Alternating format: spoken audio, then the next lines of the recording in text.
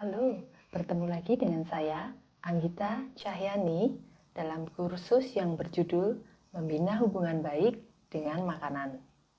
Kali ini kita bertemu dalam modul Disordered Eating.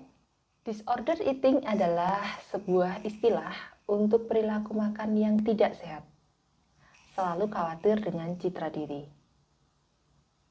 Berbeda dengan eating disorder yang membutuhkan kriteria tertentu untuk kemudian didiagnosa sebagai seorang penderita eating disorder, orang-orang dengan disorder eating memiliki juga list kriteria yang ada di dalam kasus eating disorder. Namun, tidak mencukupi untuk kemudian didiagnosa sebagai seorang dengan eating disorder. Oleh karena itu, berbeda dengan eating disorder, disorder eating bukanlah sebuah diagnosa, melainkan sebuah deskripsi. Mengapa muncul istilah disorder eating ini? Jawabannya adalah karena orang-orang yang tidak didiagnosa eating disorder karena tidak memenuhi kriteria, tidak lantas serta-merta mengembangkan perilaku makan yang sehat atau healthy eating.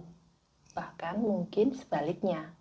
Nah, tentu saja ini masalah karena hanya 1-3% dari populasi yang memang betul-betul didiagnosa mengalami eating disorder.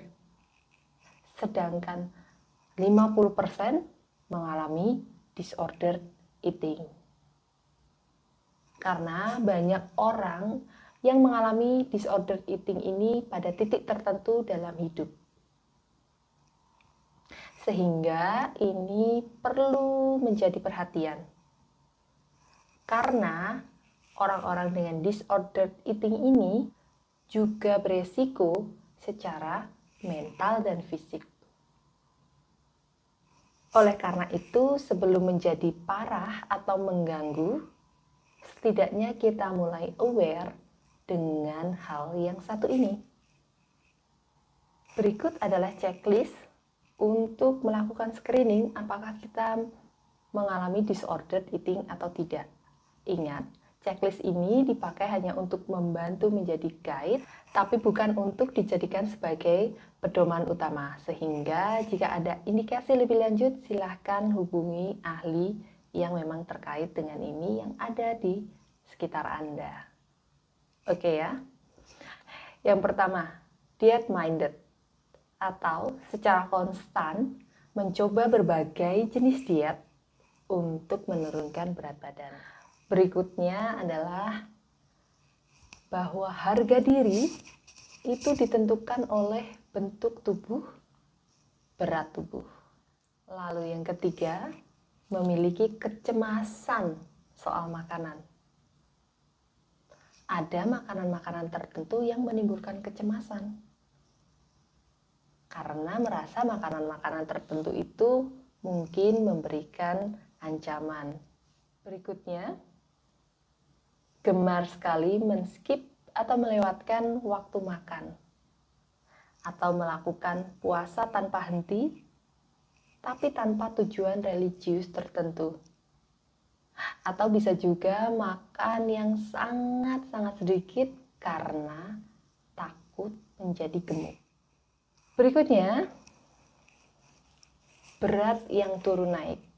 Berat badan tentu saja. Next adalah merasa malu, merasa bersalah. Tentu saja ini soal makanan. Ciri yang lain, sangat terobsesi dengan makanan dan berat badan.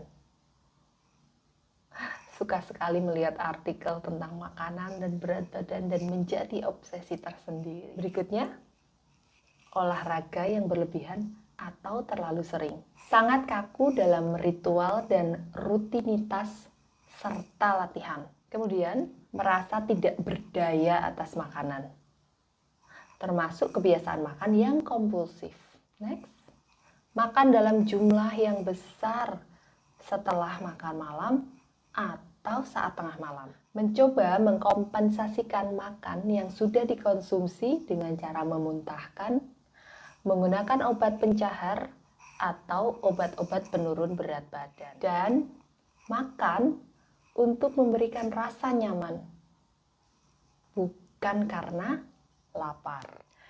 Jadi berikut tadi adalah beberapa checklist yang bisa dipakai untuk menengarai ciri-ciri disordered eating.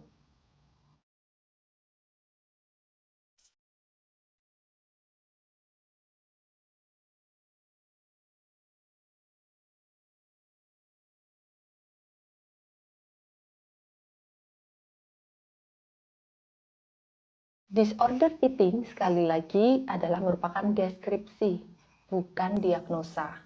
Lalu bagaimana kita bisa tahu ketika list tersebut atau ciri-ciri yang muncul itu sudah menjadi masalah yang benar-benar harus diwaspadai?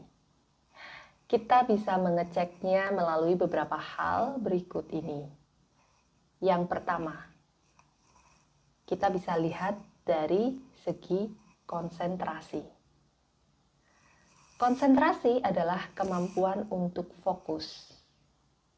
Nah, boleh dicek apakah pikiran-pikiran tentang makanan, tentang tubuh, tentang olahraga atau exercise ini mengganggu kegiatan Anda. Kegiatan Anda di sekolah, kegiatan Anda di tempat kerja, atau bahkan mungkin mengganggu kinerja Anda. Berikutnya melalui kehidupan sosial. Nah, berhubungan dengan kehidupan sosial, silahkan jawab pertanyaan berikut ini. Apakah kehidupan sosial kita menjadi terbatasi ketika harus melibatkan hal-hal yang berhubungan dengan makanan? Misalnya nih, suatu saat harus makan di restoran, di luar, ada acara meeting bersama-sama yang melibatkan makanan. Kemudian hal ini membuat kita merasa cemas dan merasa tidak nyaman, hingga akhirnya ini membatasi gerak dan aktivitas kita. Terasa menakutkan. Berikutnya bisa kita cek dari keterampilan coping.